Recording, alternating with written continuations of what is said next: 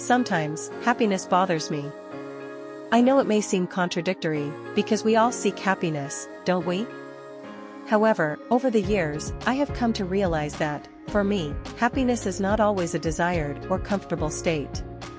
When we delve deeper into human psychology, we can understand why, at certain times, this state of achieved well-being becomes something disturbing. First, there is the pressure to maintain this state. Happiness, especially in contemporary society, is seen as a constant goal, as if it were a prize to be won and maintained at all costs. Psychologists such as Mihaly, with his theory of flow, argue that true happiness comes from total immersion in challenging activities, but when these expectations are distorted and become a life pattern to be achieved without rest, the pursuit of happiness can become a burden. I try to relax, to enjoy the moment, but I keep wondering if I am reaching the comet happiness without generating constant anxiety. Furthermore, happiness brings with it vulnerability. According to the theory of hedonic adaptation, our brain tends to adapt quickly to emotional states, which means that as soon as we reach a peak of happiness, we begin to return to our baseline level of well-being. This process of adaptation can leave us frustrated, because after a while, happiness seems to diminish or even disappear, giving way to the feeling that nothing really satisfies us completely.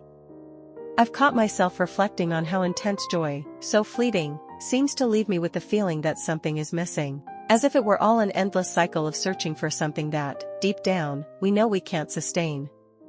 Furthermore, when we are happy, our perception of other people's suffering also becomes more pronounced. This happens because, instinctively, our mind compares our emotional state with that of others. Studies on empathy show that, when we are in a positive state, the pain of others, even if distant, affects us more deeply. We feel uncomfortable when we realize that, while we are experiencing a moment of joy, there are so many people around us suffering, and this perception can generate a feeling of guilt. I often feel this, as a kind of excessive empathy, which makes me want to share my happiness, but at the same time makes me uncomfortable, as if I did not have the right to be happy while others are not. And finally, there is the fear of loss. When we are happy, something inside us begins to fear that our happiness could be taken away, that what we have now will not last. This fear is amplified by evolutionary psychology, which suggests that our minds have been shaped by a survival instinct, always alert to risk and loss.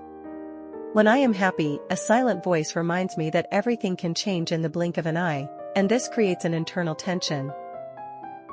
For University of California Psychology Department Professor Sonia Lyubomirsky, becoming lastingly happier requires making some permanent changes that require effort and commitment every day of your life.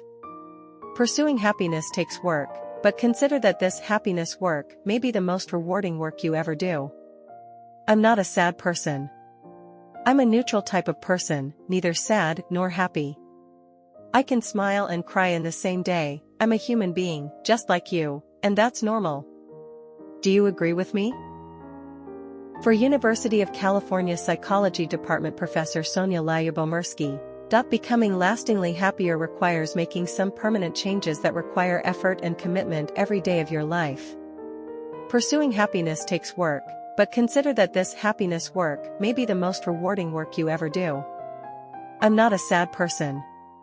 I'm a neutral type of person, neither sad nor happy. I can smile and cry in the same day. I'm a human being, just like you, and that's normal. Do you agree with me?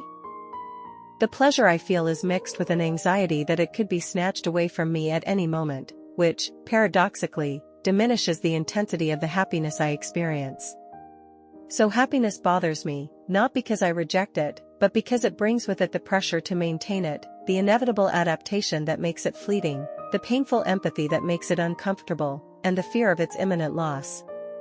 It's as if, when trying to achieve happiness, I came across a mirror that reflects not only who I am, but everything that I am, everything that I lack. And so, happiness becomes more of an expectation than a genuine pleasure, more of a place to get to than something to live for. Do you also sometimes feel that happiness can be disturbing? Leave your comment, and subscribe to my channel. Thanks.